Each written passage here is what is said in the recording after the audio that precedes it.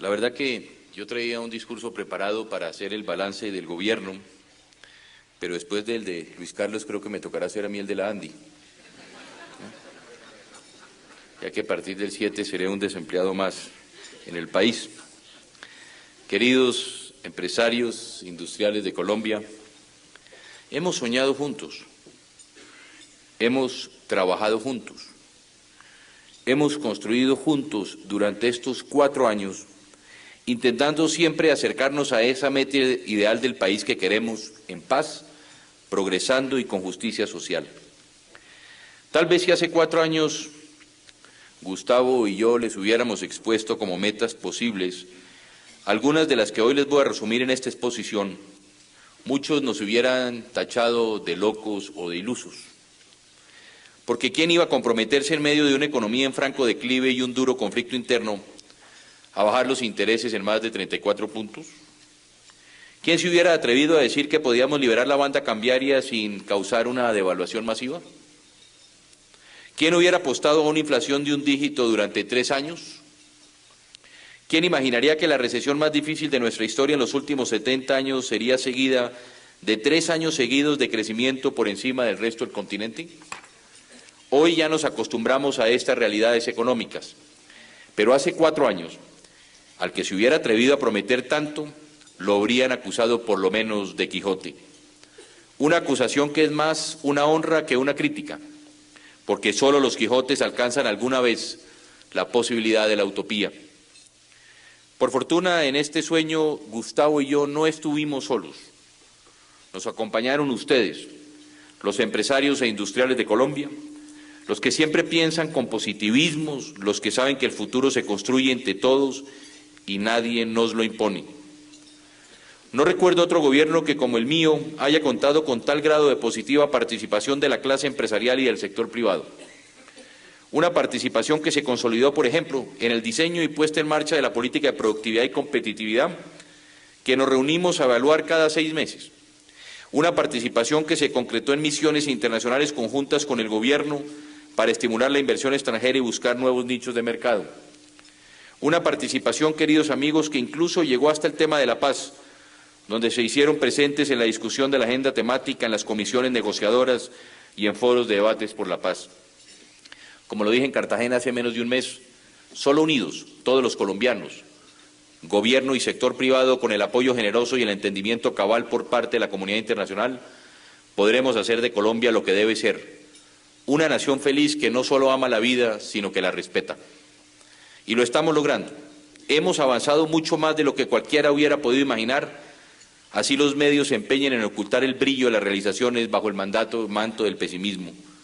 Lo que hemos hecho, lo hemos hecho juntos, con ustedes, queridos amigos empresarios. Por eso les pido ahora que voy a realizar una exposición sobre lo que avanzamos en este periodo de la vida de Colombia, que ustedes también se sientan orgullosos, porque la obra no es solo mía, ni de mi gobierno. Ustedes también son los autores.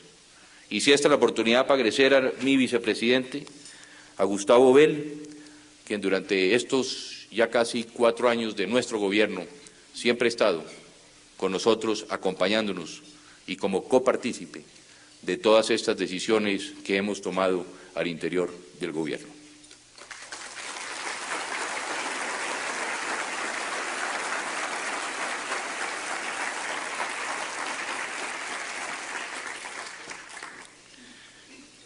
Yo voy a hacer esta disposición en buena parte la misma que hemos hecho ante otros colegas empresarios, ante el Congreso de la República, y buena parte lo que tratamos es de partir de dónde estábamos, dónde nos encontramos en agosto de 1998. A veces tenemos una memoria corta. ¿Qué hicimos durante estos 4 años? Y al final quiero hacer una breve exposición en lo que yo creo, de forma personal, debe ser el país y lo que debemos hacer en los próximos años. Hoy quiero referirme en primera instancia a estos 6 temas. ¿Cómo logramos la estabilidad económica? ¿Cómo logramos más eficiencia en el gasto social, en mejorar nuestra infraestructura y el apoyo a la producción? El tercer tema es cómo y de qué forma recuperamos. Ya creo que en estos sábados hizo una buena intervención nuestra confianza internacional. ¿Cómo le apostamos a la paz? ¿Cómo y de qué forma fortalecimos nuestras fuerzas militares y de policía? Y al final el balance de lo que considero es la empresa Colombia en los próximos años. ¿Cómo logramos en primera instancia la estabilidad económica? ¿Qué encontramos? Remitámonos a agosto de 1998.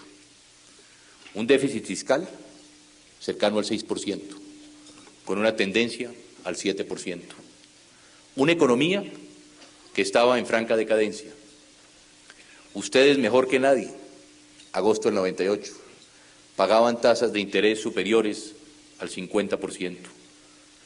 El desempleo era creciente. Recuerdo yo en la campaña de 1994 que la tasa de desempleo en Colombia era del 7.4%.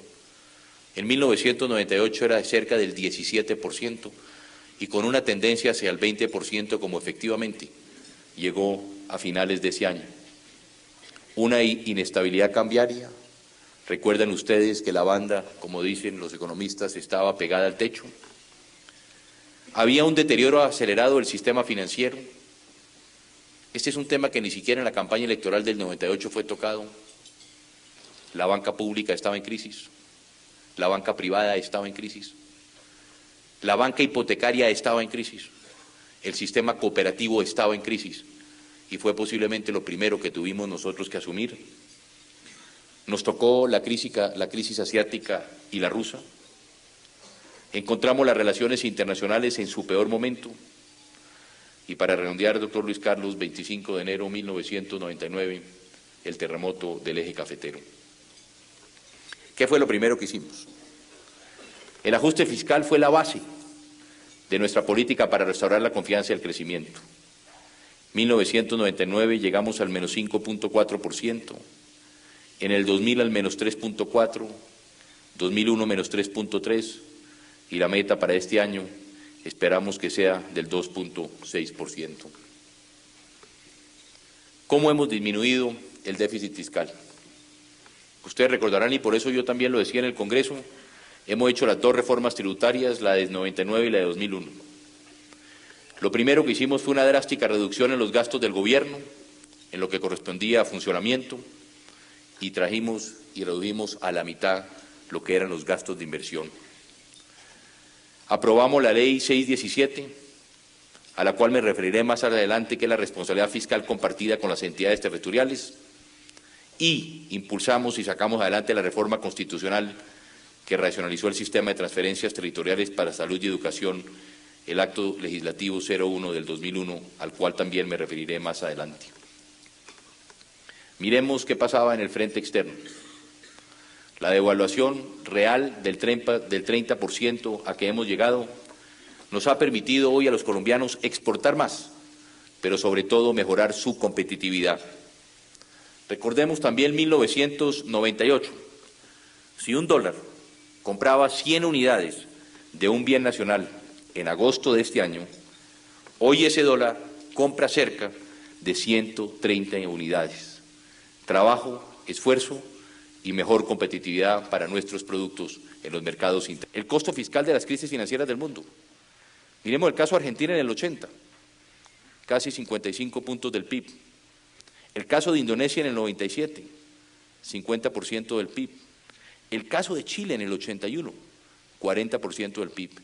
Miremos el caso colombiano en 1999 del 4.1 del PIB, la más baja aquí con Suecia también. Aquí lo que evitamos fue precisamente esa crisis sistémica y lo que buscamos era evitar que los colombianos, porque afortunadamente los colombianos no conocemos una crisis de nuestro sistema financiero. Los colombianos no sabemos, afortunadamente, qué es llegar a cobrar un cheque y que les digan que no hay fondos, o meter su tarjeta en el cajero automático y saber que no le van a entregar sus dineros. Esto fue lo que logramos y hoy la banca privada, la banca pública, la banca hipotecaria vienen dando utilidades y utilidades que son importantes para este sector.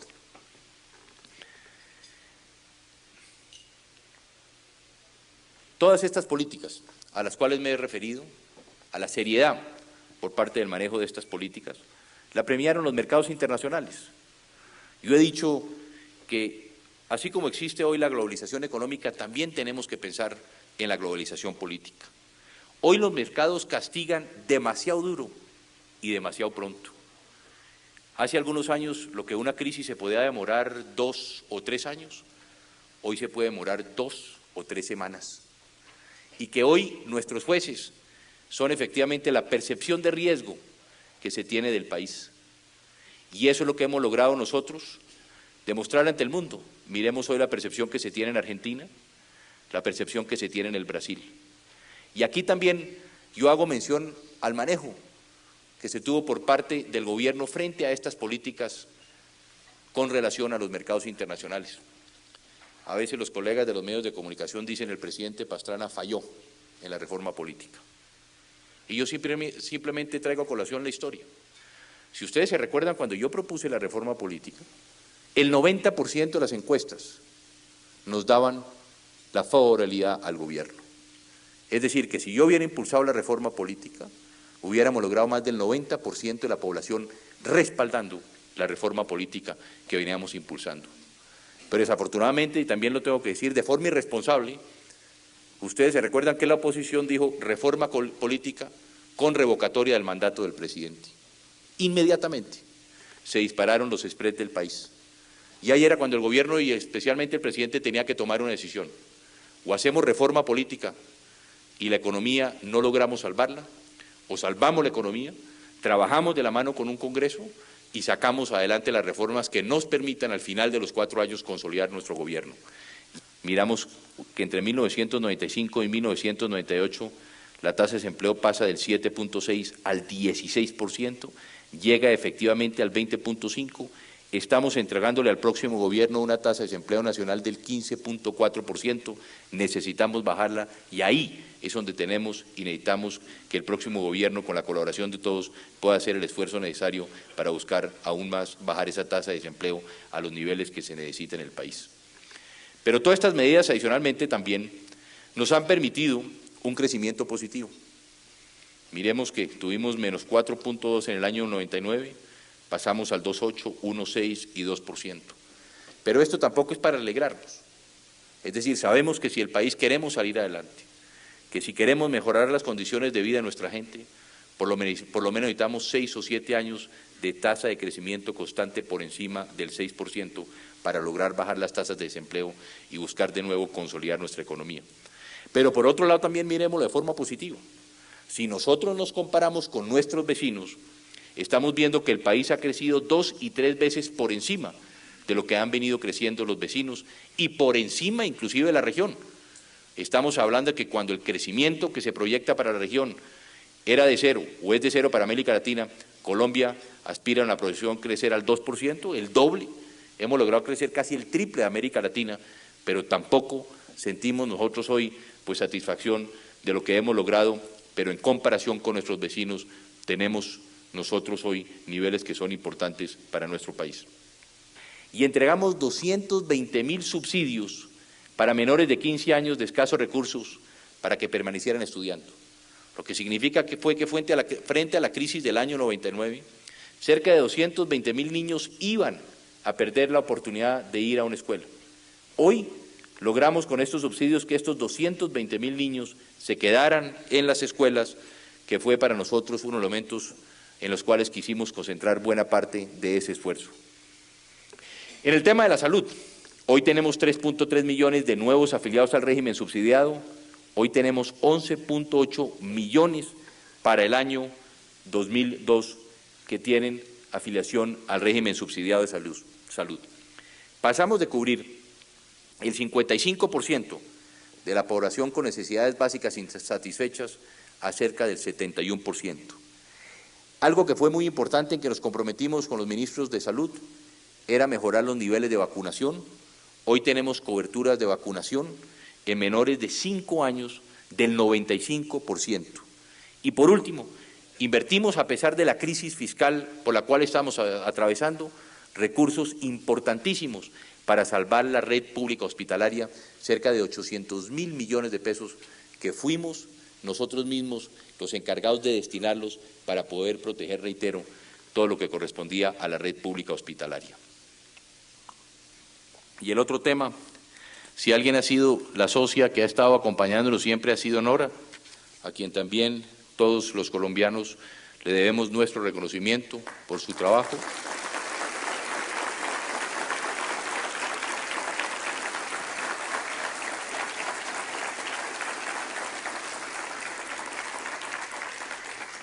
Fundamentalmente lo que hizo Nora fue trabajar con ustedes, con el sector privado. Hoy tenemos el Plan Padrino, con respaldo del sector nacional y el sector internacional. Se han recogido cerca de 9.000 millones de pesos para construcción de escuelas. Hoy han construido 52 escuelas con el sector privado y con la cooperación internacional a lo largo y ancho del territorio colombiano. Nora impulsó lo del Día del Niño, también de la mano del sector privado, para conseguir recursos para su programa de ludotecas.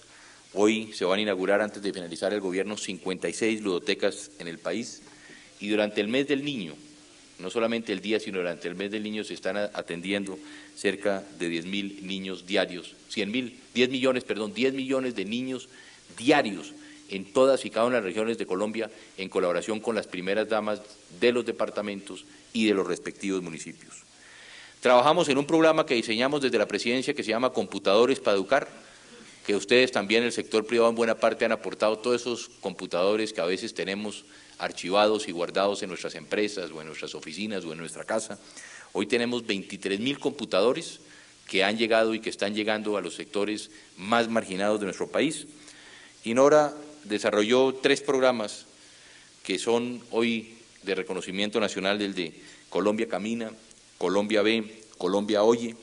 Colombia Camina, se están entregando sillas. En el caso del programa de Colombia Oye, audífonos. En el caso de Colombia Ve, estamos entregando, ella ha entregado maletines para los niños invidentes, para que ellos también puedan tener la posibilidad de una educación. La ley de responsabilidad fiscal de departamentos y municipios, fundamental. ¿Cómo y de qué forma controlábamos los gastos y cómo y de qué forma podíamos aumentar los ingresos de los departamentos y de los municipios? Y aquí trabajamos de la mano también buscando la disminución de la deuda de las entidades territoriales a través del Fondo de Estabilización Petrolera. ¿Qué significa? Cuando llegamos al gobierno, los medios de comunicación permanentemente decían: los municipios en Colombia son inviables, tienen tal cantidad de deudas que hoy no pueden hacer inversiones. ¿Qué hicimos nosotros? A través del Ministerio de Hacienda, trabajar muy seriamente con los gobernadores y con los alcaldes, exigirles a ellos que bajaran sus costos, que cómo y de qué forma podrían mejorar sus ingresos, y les aportamos nosotros recursos a ellos para que pudieran trabajar. En el Fondo de Estabilización Petrolera, en el Banco de la República, el gobierno tenía cerca de 600 millones de dólares. Dijimos: vamos a tomar 200 millones para los municipios que trabajen de la mano con el gobierno, vamos a tenderle la mano. Y óigase bien estas cifras: hoy cerca de 312 municipios del país tienen deuda cero. Hoy volvieron a ser viables. Hoy pueden hacer inversiones en sus municipios, son sujetos de crédito y pueden trabajar por sus gentes. Y el 50% de los municipios del país, el 50% hoy de los municipios de Colombia han logrado la reducción de su deuda a cerca del 50%, lo que también comienza a buscar la viabilidad por parte de ellos. Y por último, entre 1997 y 1999 se firmaron tan solo 32 contratos de exploración. Todos sabemos que si no hacíamos un esfuerzo muy importante en el país en el año 2006, posiblemente Colombia iba a ser de nuevo importador de gasolina, de hidrocarburos. Y por eso teníamos que proyectar el país, volvernos más competitivos. ¿Cómo podíamos traer de nuevo la inversión extranjera a Colombia?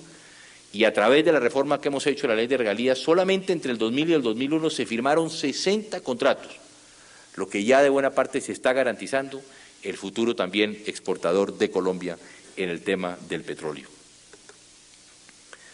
Y aquí, hoy leía además algunos de los colegas aquí de Camacol que decían que el gobierno de Pastrana poco había hecho por la vivienda. Y yo parto primero de la crisis hipotecaria. Lo primero que teníamos que hacer era cómo salvábamos la banca hipotecaria. Sin banca hipotecaria no había ni podía haber una política con relación a la vivienda. Y por eso le destinamos 1 billón de pesos en créditos para salvar la banca hipotecaria. Pero es más, destinamos 2 billones para subsidios, porque lo primero que teníamos que hacer era proteger a 800.000 colombianos que iban a perder su vivienda, que a veces se nos olvida que 800.000 colombianos no tenían la capacidad para mantener su vivienda, y que gracias a ese subsidio no solamente defendimos a 800.000 colombianos para que tuvieran su vivienda, sino que muchos de ellos, todavía en la calle nos lo reconocen, les devolvieron plata de cuotas que ahí habían pagado de vivienda porque bajaron sus cuotas y le devolvieron recursos. Entonces lo primero que teníamos que hacer era precisamente salvar a esos 800.000 deudores. Y algo que es muy importante, no solamente se trataba de hacer vivienda, sino qué tipo de vivienda le estábamos entregando a los colombianos. En agosto de 1998 el subsidio que se entregaba a un colombiano máximo era de 3.9 millones de pesos. Hoy estamos entregando subsidios de 7.9 millones de pesos, un aumento en un 60%, lo que le va a permitir también a esos colombianos tener una vivienda digna, con el subsidio que hoy a través del sistema que ya les he comentado puedan tener su vivienda de interés social. Y algo que se les olvida también a veces a los colombianos, ¿de dónde veníamos? La crisis del UPAC, cuando precisamente se desvirtuó el UPAC, y aquí es lo que estamos viendo, cuando las cuotas del UPAC se dispararon y los salarios no alcanzaban y se generó esta brecha, pues vino la crisis del sistema. Otro de los temas era cómo podíamos trabajar con la micro, pequeña y medianas empresas. Trabajamos y le dimos crédito a cerca de 25.000 empresas en el país. Capitalizamos el Fondo Nacional de Garantías con 100.000 millones de pesos. Beneficiamos a cerca de 121.000 micro, pequeñas y medianas empresas, avalando los créditos a través del Fondo Nacional de Garantías. Creamos, y aquí están nuestros exministros, la Ley 550, en la que salvamos 329 empresas, grandes empresas de este país, y con la Ley 550 protegimos el empleo de cerca de 30.000 o más colombianos que lo iban a perder. Y por último, también capitalizamos el IFI en 700.000 millones de pesos y lo convertimos en un banco de segundo piso. El otro pilar de nuestro plan de desarrollo era cómo y de qué forma podíamos desarrollar una verdadera cultura exportadora. A través de la Red Colombia Compite estamos aumentando la productividad de la competitividad empresarial. Ya lo dije, cada 6 meses ustedes y nosotros, sector privado de gobierno, nos sentamos a hacernos una autoevaluación, saber cómo y de qué forma vamos, qué tenemos que corregir, qué podemos mejorar, fortalezas, debilidades, trabajo conjunto, gobierno y sector privado, en posiblemente uno de los casos que hoy son ejemplo en América Latina. Creamos las 4 zonas especiales de desarrollo, Valledupar, Ipiales, Cúcuta, Buenaventura, con sistemas y regímenes especiales laborales. Hoy estamos exportando más productos a más mercados y le dimos prioridad a las negociaciones internacionales. Aquí está el embajador Moreno, esperamos que el ADPA pueda salir antes de finalizar nuestro gobierno, vamos a trabajar para ello, pero no solamente extenderlo, sino nuestro compromiso fue extenderlo y ampliarlo a nuevos productos y esperamos que el Congreso americano antes de su receso de agosto, ojalá les podamos dar esa buena nueva antes de partir del gobierno. Y algo que también a veces se nos olvida, el campo colombiano. ¿Qué hicimos por el campo colombiano? Destinamos 4.6 billones de pesos para reactivar el crédito agropecuario, para volver a convertir al campesino que estaba abandonado en sujeto de crédito. En los últimos 10 años, ustedes se recuerdan que el país dejó de sembrar 700.000 hectáreas. En la última década dejamos de sembrar 700.000 hectáreas en Colombia. En estos 4 años recuperamos 350.000 nuevas hectáreas, es decir, el 50% de lo que habíamos perdido en 10 años lo recuperamos en 4. Hoy tenemos 2.9 millones de toneladas de nueva producción, es decir, son productos producidos por el campesino colombiano, en tierra colombiana, para consumo de los colombianos y parte también para exportar. Ahora quiero pasar al otro punto, que es el de la recuperación de la confianza internacional. ¿Qué era lo primero que teníamos que hacer en la política internacional? Era recuperar, en primera instancia, la imagen de nuestro país, pero vender, como lo correspondía ante la comunidad internacional, la teoría que diseñamos con el canciller de la teoría de la corresponsabilidad. Durante mucho tiempo, el país siempre fue catalogado como el narcotraficante, los productores, quienes tienen los laboratorios, donde están concentrados los carteles, y nunca la comunidad internacional se había comprometido, y por eso diseñamos la política de la paz, que más de estar apuntándonos nosotros con nuestro dedo quién es el responsable del narcotráfico, es cómo y de qué forma podíamos trabajar de la mano para combatir a ese enemigo común que era el narcotráfico. ¿Y qué hicimos? Primero, el Plan Colombia. Lo que ha sucedido con el Plan Colombia es que la primera información que salió del Plan Colombia fue que era un plan eminentemente militar, porque lo que salió a flote fue la ayuda de los Estados Unidos a nuestras fuerzas militares para combatir el narcotráfico. Pero la verdad del Plan Colombia es que 75%, por lo menos el 70% del Plan Colombia es inversión social, y tan solo un 30% corresponde a lo que es utilización e inversión en equipo militar para combatir el narcotráfico. Este es un plan a 3 años, con un total de 7.5 billones de dólares. Estamos hablando que nosotros los colombianos estamos aportando 4.8 millones de dólares o billones de dólares. ¿Para qué? Para recuperación económica y social, mecanismos que permitan la solución política y negociada al conflicto, fortalecimiento de la justicia, es decir, fortalecimiento institucional, desarrollo social, 70% de esos recursos, y tan solo el 30% es el de la lucha contra el narcotráfico. ¿Y para eso qué necesitamos? En primera instancia, mejorar las relaciones con nuestro principal aliado, con los Estados Unidos.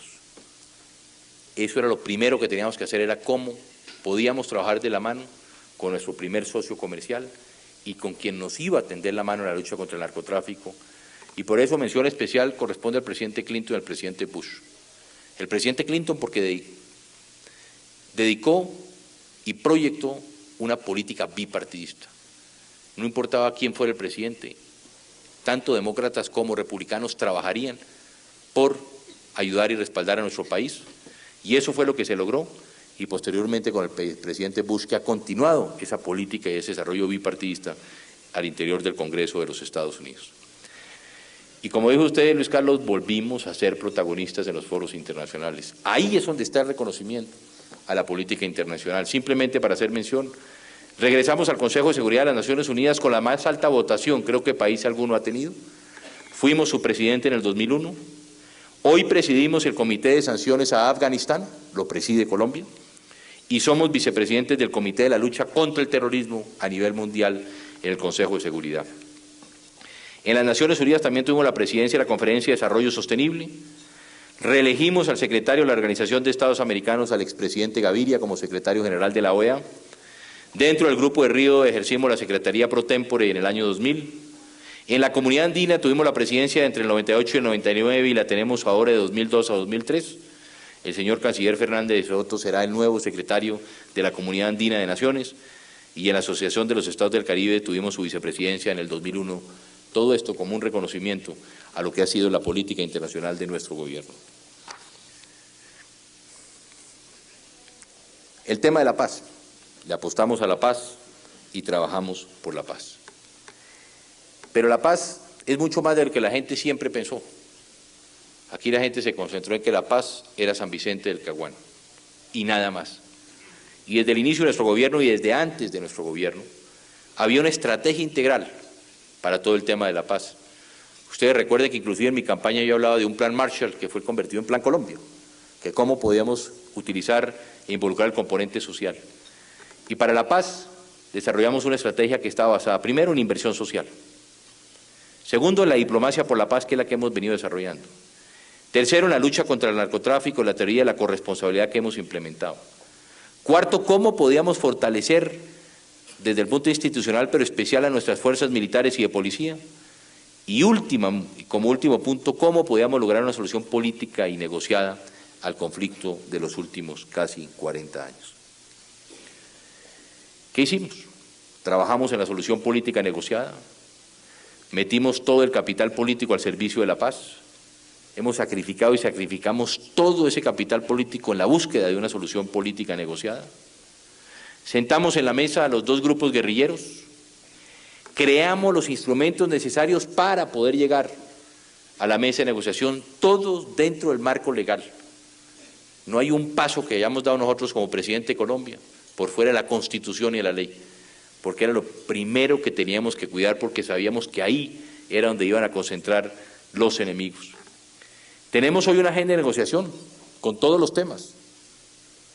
Involucramos a todas las fuerzas o a las principales fuerzas políticas. Involucramos a los sindicatos, a los partidos políticos, trabajamos de la mano con las ONGs y buscamos el acompañamiento de la comunidad internacional.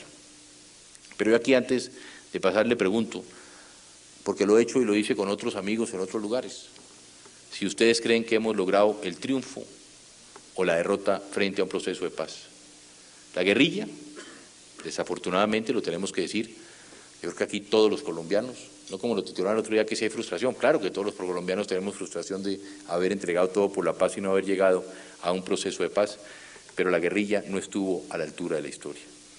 Y yo les pregunto a ustedes, si hoy aquí como presidente, faltando tan solo 15 días para salir, por lo tanto hoy no hay ninguna presión por parte del gobernante, ¿cuántos de ustedes creen que el proceso de paz fue un éxito para el gobierno o fue un fracaso? ¿Cuántos creen que fue un fracaso para el país y para el gobierno? Si yo les pidiera que alzaran la mano, ¿cuántos crees que fracasamos en el proceso de paz? ¿Ninguno? ¿Creen que el proceso de paz fue un éxito para el país? A ver, levanten la mano, no, de verdad. ¿Cuál fue un fracaso? Un fracaso absoluto. El presidente Pastrana fracasó. ¿Cuántos? Pero sin miedo. ¿1? 2, 3, 4, 5, no más. ¿Fue un éxito entonces para el país el proceso de paz? Si fue un éxito, también levantemos la mano. Entonces, al fin, ¿qué fue? ¿Éxito o fracaso? ¿50-50? Bueno, la verdad que yo creo que del éxito de paz logramos nosotros grandes éxitos.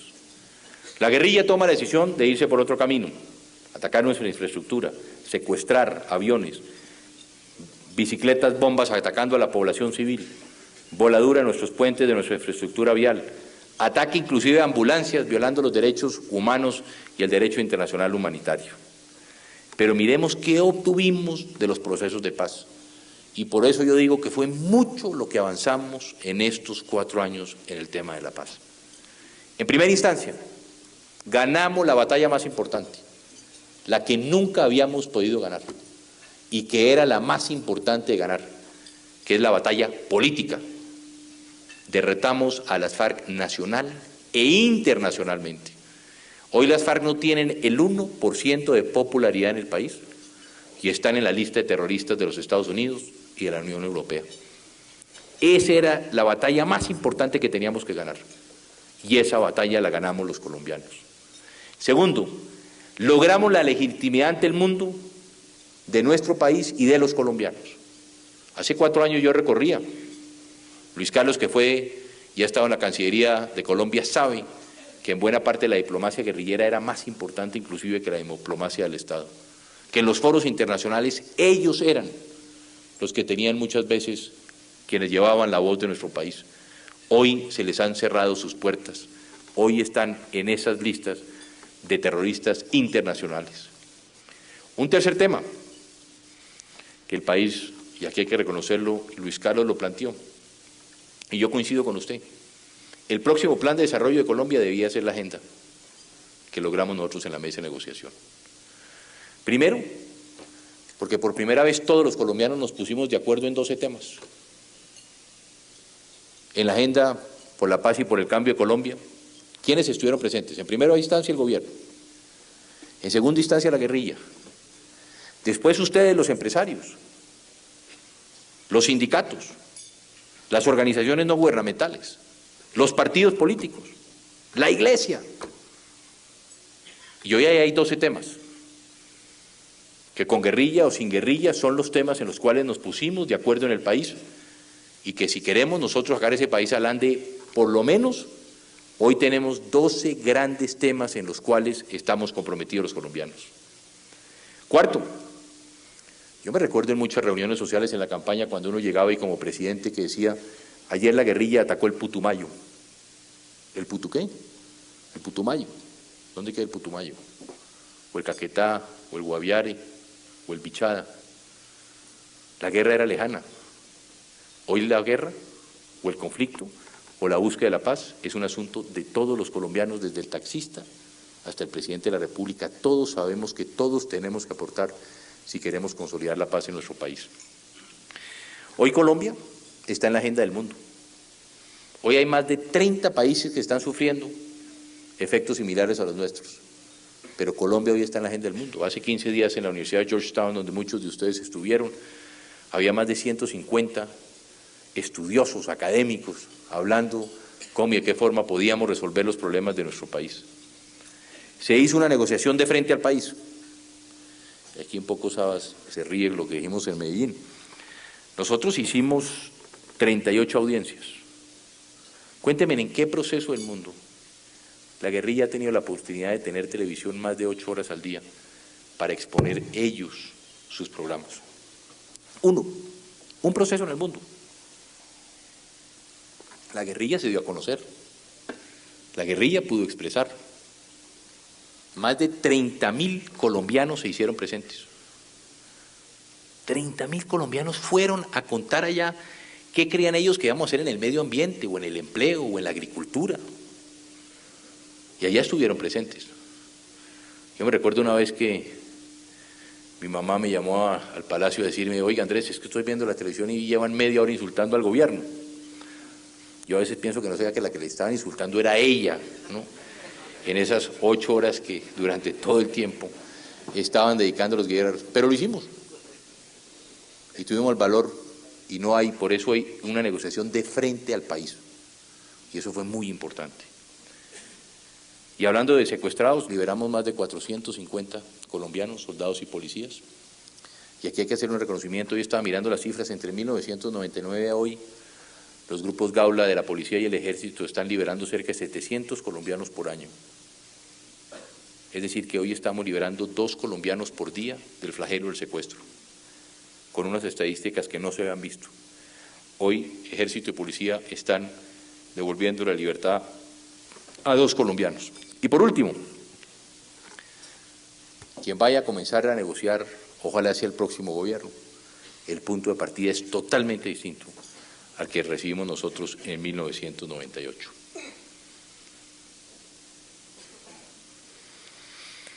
¿Qué le han dejado los procesos al país?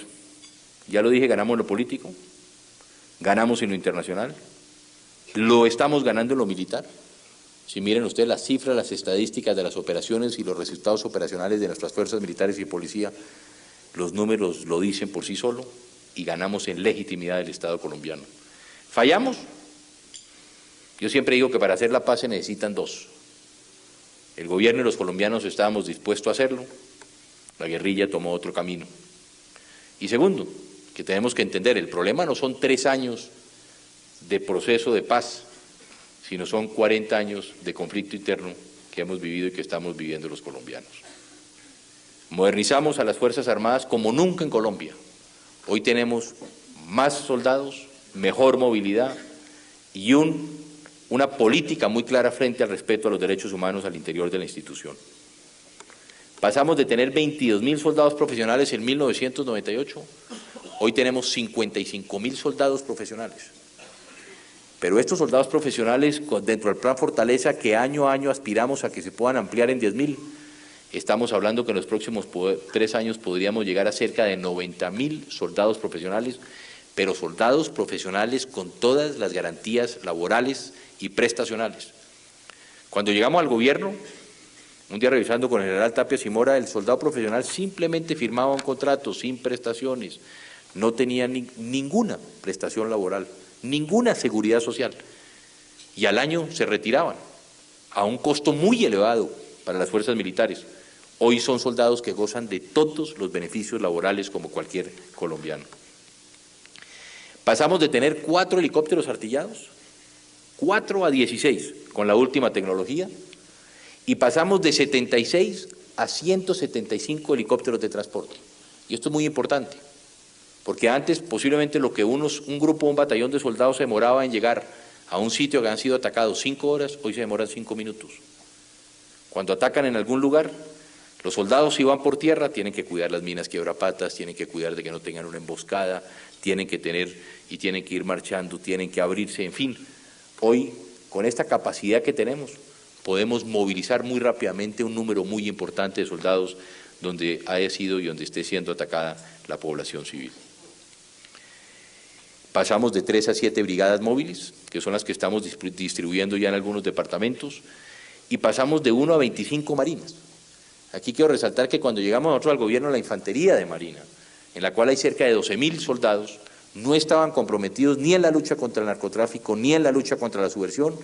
Los reentrenamos, los dotamos de elementos, y hoy la Armada Nacional y la Infantería de Marina viene trabajando precisamente contra la insurgencia, autodefensas, narcotráfico, con excelentes resultados en todas estas operaciones.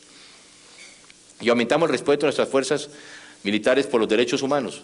Cuando en el 95 había 3.000 quejas recibidas sobre violaciones de derechos humanos, hoy estamos en 502 y ya las denuncias y las condenas cada día son más bajas frente a una política que el propio vicepresidente Gustavo Bell ha diseñado al interior de ellas.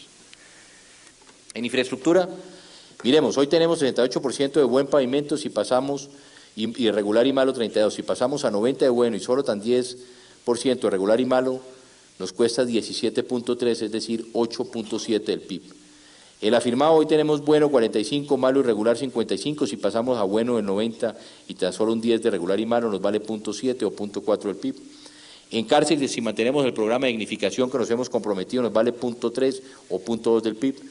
Y el escenario medio militar en que hemos hecho nosotros, si mantenemos las inversiones que estamos haciendo hoy en día, porque aquí lo que hicimos es un país absolutamente en paz o absolutamente en guerra, hemos tomado un escenario medio, esperamos que el problema se resuelva, pero haciendo un ejercicio. Si nosotros suponemos que nuestras fuerzas militares, para modernizarlas, para actualizarlas, mantenemos este promedio que hasta hoy tenemos, le costaría 8.2 billones de pesos, es decir, 4.1 puntos del PIB. Es decir, que en los próximos 13 años estaríamos 135 billones de pesos, es decir, 67.6 del PIB, para tener la cobertura de los servicios sociales esenciales. ¿Cuál es la otra deuda? Y este era un ejercicio que nadie había hecho. Y esta es la verdadera deuda, la deuda pensional. Aquí lo que tenemos que pensar nosotros es que en este momento le está costando cerca del 3%, llegará al 6% del PIB, pero si miramos en el 2009 al 2031, donde la curva es mayor, vemos que el pasivo pensional nos está costando cerca de 206 puntos del PIB. Lo que significa que si nos sentamos a pensar, nosotros, nuestros hijos y posiblemente nuestros nietos no van a tener una pensión. Aquí es donde está el verdadero problema del país. Y por eso nosotros, dentro de ese compromiso, presentamos la reforma pensional, se aprobó en primer debate del Congreso, que esperamos que salga en la próxima legislatura. Pero fíjese, 206 vale la deuda pensional. Pero si volvemos atrás un momentico, Tomás, mire lo que nos vale la militar. Supongamos que doblemos los gastos militares hoy en el país. Pasamos del 4.1 al 8.2, frente a 206 que nos vale la deuda pensional. Esto estamos hablando de los próximos 13 años. Por lo tanto, es ahí donde hay que hacer un esfuerzo. Y este ejercicio lo ha hecho Planeación, en que nunca se ha hecho, y es donde verdaderamente tenemos que comenzar a trabajar. ¿Y cuál es la otra deuda? Pues la deuda pública financiera, que nos está costando en este momento 47.7 del PIB. Ahora miremos. Entonces, ¿cuánto es la verdadera deuda que tenemos hoy? ¿Cuál es el pasivo que tenemos hoy? Una deuda social que nos vale 68 puntos del PIB, una deuda pensional que nos vale 206 puntos y una deuda pública financiera que nos vale 48. Es decir, estamos hablando de 322 puntos del PIB que nos vale la verdadera deuda.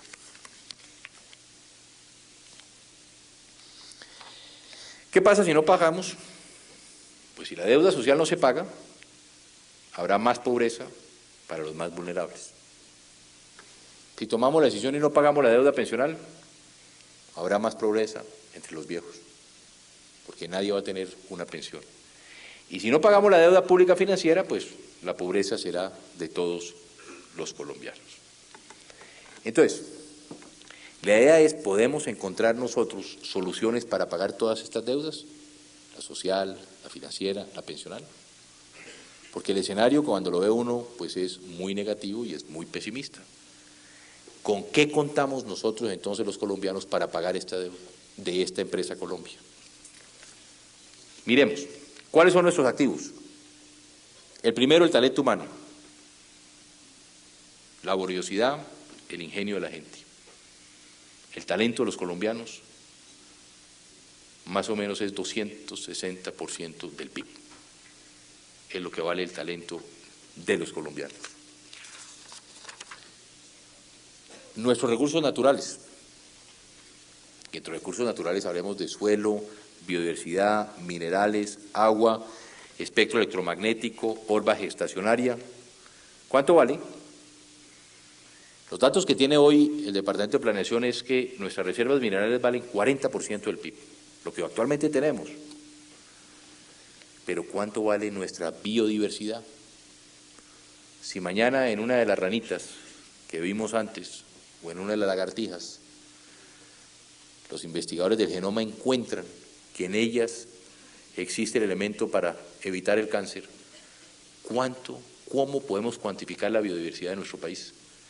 Partamos de la base que Colombia es el segundo y posiblemente el primer país con mayor biodiversidad en el mundo. En nuestro territorio está el 12% de la biodiversidad del mundo.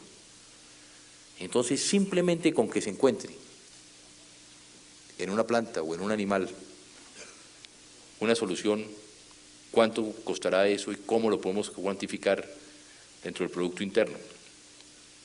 Los activos físicos, de acuerdo con los estudios, valen 240% del PIB, instrumentos, maquinarias, herramientas, edificios, puertos, aeropuertos, en fin, telecomunicaciones, ese es otro de los activos, cuantificado en 240.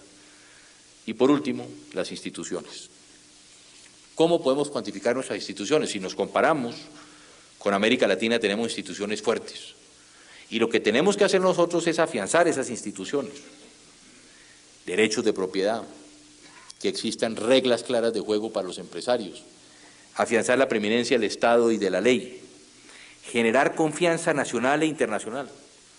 Y por eso lo decía yo el otro día, y no con un espíritu crítico, sino constructivo. Cuando yo el domingo leí en un periódico que el Congreso, solo el Senado se había renovado 50% y la Cámara el 72%, yo me pregunto, ¿en qué instituciones del país ha existido esa renovación? ¿En sus juntas directivas? Seguro que no. ¿Dónde ha existido una renovación del 72%? ¿Por qué no le damos la oportunidad a la gente de que trabajen? El país votó en 4 años para esa renovación y se dio. Lo que pasa es que no la hemos querido aceptar. 72% de renovación en la Cámara de Representantes, que es donde está verdaderamente el voto popular. Esas señales son malas, también lo que decía, también hay globalización política. Y por eso es cuando tenemos que mirar cómo y de qué forma. Pero aquí, ¿cómo cuantificamos las instituciones? Miremos entonces. El talento humano. Estamos en 260. Pero miremos. Hoy estamos exportando 200 futbolistas. ¿Cuántos futbolistas hoy están jugando en Tumaco? O hemos perdido la oportunidad de tener futbolistas jugando en equipos europeos porque no hemos tenido la oportunidad. ¿Cuántos Santiago Boteros tenemos en Boyacá o en Antioquia? ¿Cuántas Shakiras, cuántos Carlos Vives, cuántos Juan Pablo Montoya corriendo cárcel en Tocancipá? Entonces tenemos que sentarnos, ¿cuántos Boteros hoy que están por las montañas de Antioquia caminando? Este talento humano yo creo que todavía inclusive podemos aumentarlo, pero mantengámoslo en esto, en el 260. Las reservas minerales en 40% del PIB, 40 puntos del PIB. La biodiversidad, cuantifíquela como ustedes quieran. ¿Cuánto?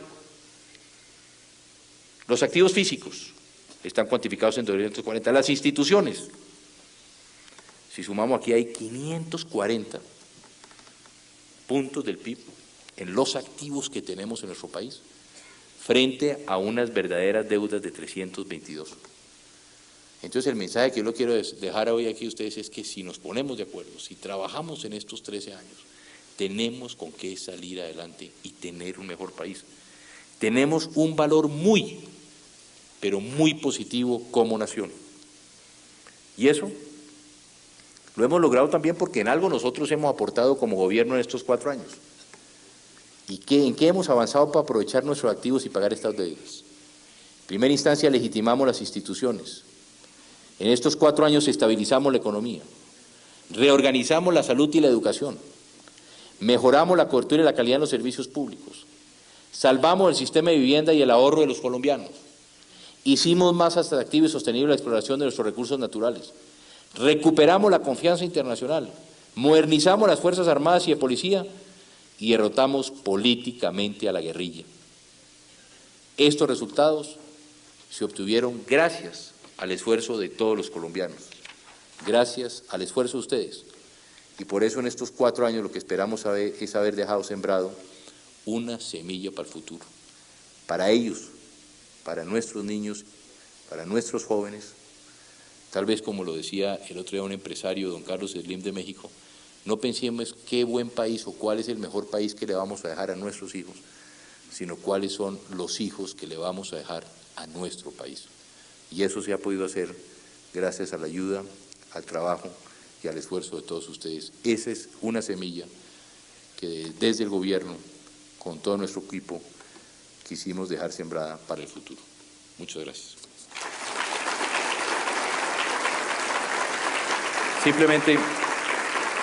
Simplemente Luis Carlos,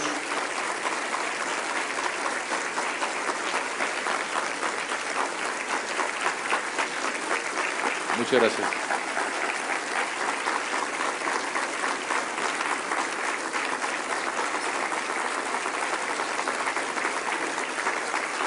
Muchas gracias. Simplemente unas palabras para concluir, para expresarles a ustedes, empresarios, a todos los industriales de Colombia, mi más sincero agradecimiento por el emotivo homenaje que han realizado hoy a mi persona y a mi gobierno. El reconocimiento a la gestión internacional que me ha hecho el Consejo Gremial a través de su presidente Sabas Pretel, la concesión de la Orden al Mérito Empresarial José Gutiérrez Gómez que hemos recibido de manos de Luis Carlos Villegas, presidente de la ANDI, no solo yo, sino también mis más cercanos colaboradores en los temas de la política y el comercio exterior, como son el canciller Guillermo Fernández de Soto, la ministra Ángela María Orozco, los embajadores Luis Alberto Moreno y Marta Lucía Ramírez, nos enorgullecen y llenan de satisfacción por el deber cumplido. Al comienzo de esta intervención les decía que a veces hay que ser Quijotes si se quiere caminar hacia el reino de la utopía, que es el reino de la felicidad. Por suerte, conté con la compañía de esos inmejorables Quijotes que lucharon conmigo por devolver a Colombia el puesto de privilegio que merece en el escenario internacional y para promover nuestro comercio exterior y con él el empleo para cientos de miles de compatriotas. A ustedes, queridos amigos, también fueron los mejores Quijotes y gracias a ustedes y a su seriedad y compromiso con el país, hoy podemos presentar estos resultados que nos enorgullecen. Un especial homenaje de gratitud quiero hacer a un gran amigo, cuya labor es reconocida por toda Colombia, como es el doctor Luis Carlos Villegas.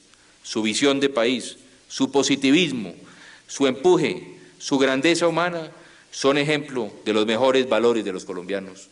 Gracias, Luis Carlos.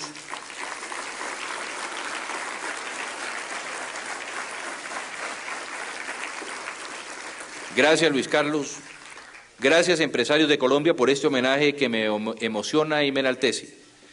Seguiremos adelante, siempre adelante, pensando en Colombia, para que lo que hicimos en estos 4 años se convierta, de verdad, en una semilla de futuro. Y yo quiero terminar este acto, como lo hicimos en Medellín, presentándole a ustedes un video de lo que creo yo debe ser esa semilla de futuro. Y en ese video aquí hay varios colombianos que ayudaron a sembrarla, pero especialmente quiero hacer homenaje a 2 amigos. Uno, a Luis Carlos, que desde el primer momento estuvo al lado nuestro para trabajar en sembrar esta semilla.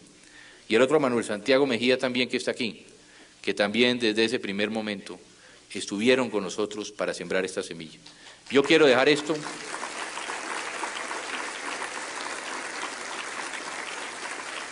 Quiero dejar ese video como ese ejemplo de esa semilla que queremos sembrar para el futuro de nuestro país. Muchas gracias.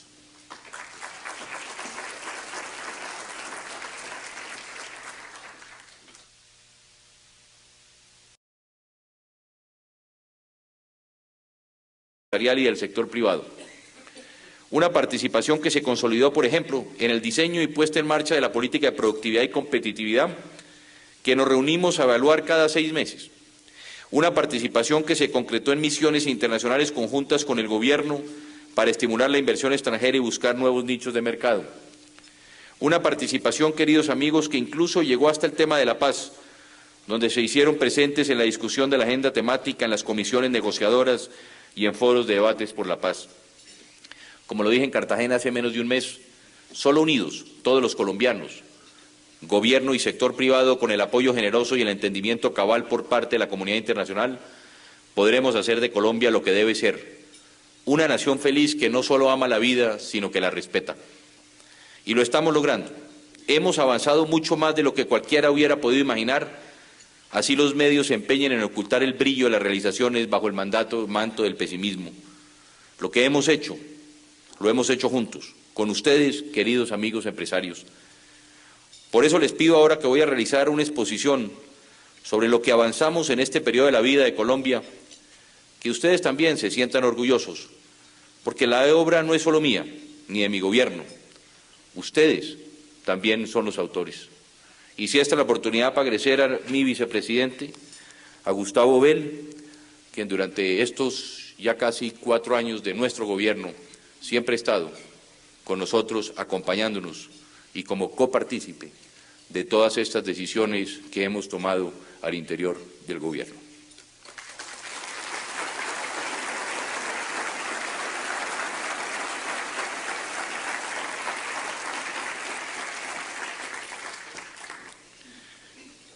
Yo voy a hacer esta disposición en buena parte la misma que hemos hecho ante otros colegas empresarios, ante el Congreso de la República, y buena parte lo que tratamos es de partir de dónde estábamos, dónde nos encontramos en agosto de 1998. A veces tenemos una memoria corta. Nos tocó la crisis asiática y la rusa. Encontramos las relaciones internacionales en su peor momento. Y para redondear, doctor Luis Carlos, 25 de enero de 1999, el terremoto del eje cafetero. ¿Qué fue lo primero que hicimos? El ajuste fiscal fue la base de nuestra política para restaurar la confianza y el crecimiento. 1999 llegamos al menos 5.4%, en el 2000 al menos 3.4%, 2001 menos 3.3%, y la meta para este año esperamos que sea del 2.6%. ¿Cómo hemos disminuido el déficit fiscal? Ustedes recordarán, y por eso yo también lo decía en el Congreso, hemos hecho las 2 reformas tributarias, la de 99 y la de 2001. Lo primero que hicimos fue una drástica reducción en los gastos del gobierno, en lo que correspondía a funcionamiento, y trajimos y redujimos a la mitad lo que eran los gastos de inversión. Aprobamos la Ley 617, a la cual me referiré más adelante, que es la responsabilidad fiscal compartida con las entidades territoriales, y impulsamos y sacamos adelante la reforma constitucional que racionalizó el sistema de transferencias territoriales para salud y educación, el acto legislativo 01 del 2001, al cual también me referiré más adelante. Miremos qué pasaba en el frente externo. La devaluación real del 30% a que hemos llegado nos ha permitido hoy a los colombianos exportar más, pero sobre todo mejorar su competitividad. Recordemos también 1998. Si $1 compraba 100 unidades de un bien nacional en agosto de este año, hoy ese dólar compra cerca de 130 unidades. Trabajo, esfuerzo y mejor competitividad para nuestros productos en los mercados internos. El costo fiscal de las crisis financieras del mundo. Miremos el caso de Argentina en el 80, casi 55 puntos del PIB. El caso de Indonesia en el 90.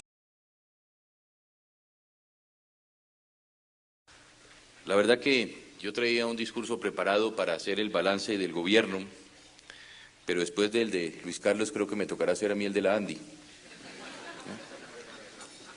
ya que a partir del 7 seré un desempleado más en el país.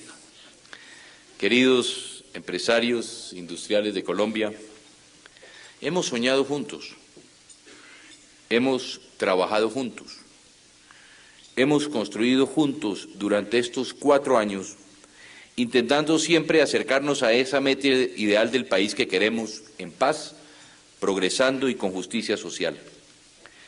Tal vez si hace 4 años Gustavo y yo les hubiéramos expuesto como metas posibles algunas de las que hoy les voy a resumir en esta exposición, muchos nos hubieran tachado de locos o de ilusos.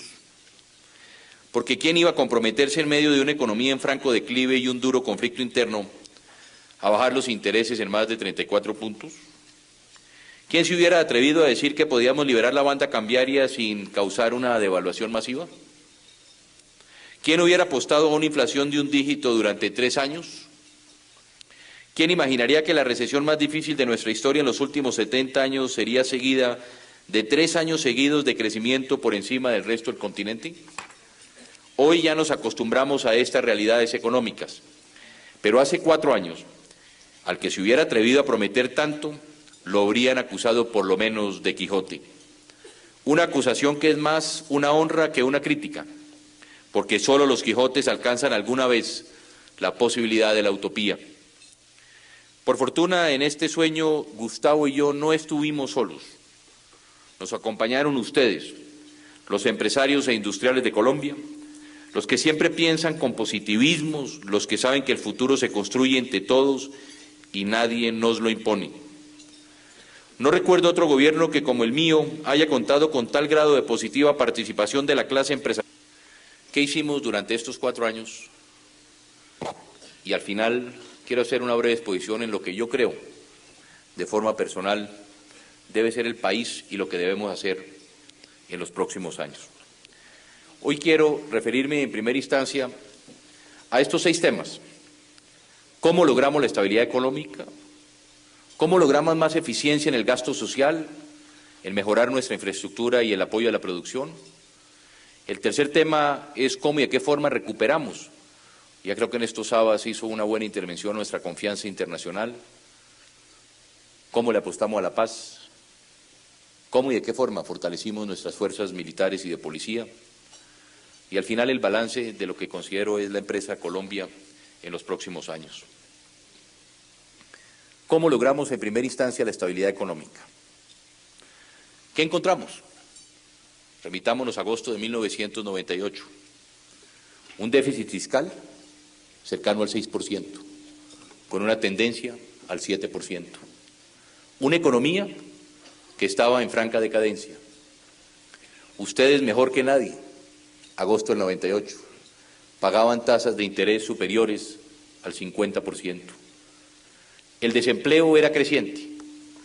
Recuerdo yo en la campaña de 1994 que la tasa de desempleo en Colombia era del 7.4%. En 1998 era de cerca del 17% y con una tendencia hacia el 20% como efectivamente llegó a finales de ese año. Una inestabilidad cambiaria. Recuerdan ustedes que la banda, como dicen los economistas, estaba pegada al techo. Había un deterioro acelerado del sistema financiero. Este es un tema que ni siquiera en la campaña electoral del 98 fue tocado. La banca pública estaba en crisis. La banca privada estaba en crisis, la banca hipotecaria estaba en crisis, el sistema cooperativo estaba en crisis y fue posiblemente lo primero que tuvimos nosotros que asumir. 50% del PIB. El caso de Chile en el 81, 40% del PIB. Miremos el caso colombiano en 1999 del 4.1 del PIB, la más baja aquí con Suecia también. Aquí lo que evitamos fue precisamente esa crisis sistémica y lo que buscamos era evitar que los colombianos, porque afortunadamente los colombianos no conocemos una crisis de nuestro sistema financiero. Los colombianos no sabemos, afortunadamente, qué es llegar a cobrar un cheque y que les digan que no hay fondos, o meter su tarjeta en el cajero automático y saber que no le van a entregar sus dineros. Esto fue lo que logramos y hoy la banca privada, la banca pública, la banca hipotecaria, vienen dando utilidades y utilidades que son importantes para este sector.